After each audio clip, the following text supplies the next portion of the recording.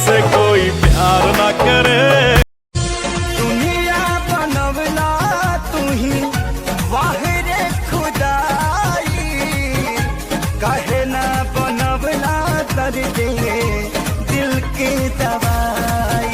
सब तू बता दो ना हमरा के छोड़ल का जरूरी बा, ई जाने रहतारू दूरी कौन मजबूरी।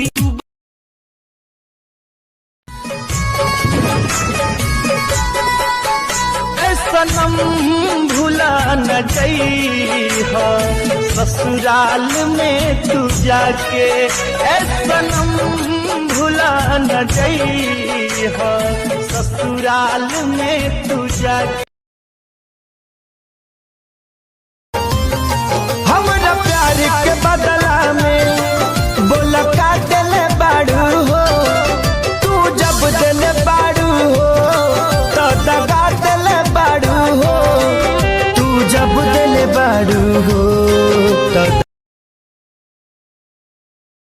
ये धोखे प्यार के धोखे हो, ये धोखे प्यार के धोखे हो, मैंने दिल पे सहे हैं रो रो के। किसी से कोई प्यार ना करे।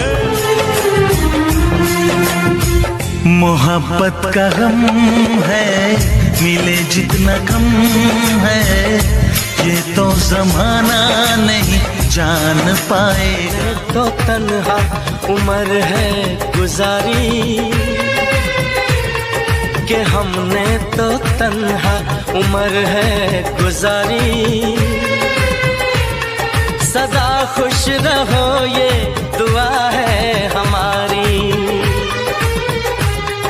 तुम्हारे कदम चूमे ये दुनिया सारी, तुम्हारे कदम केहू दुनिया में नहीं खे तोहरा सिवा हो, तोहरा सिवा प्यार में नहीं खी गोरी। सुन गए पगली तोरा बिना जीव हम जिंदगी कोना कोना। निंदियो नया बे मोहे सारी सारी रतिया, बहुत सतावे तोहर एक एक बतिया। तू सुनरा बार के ताना पगली रे।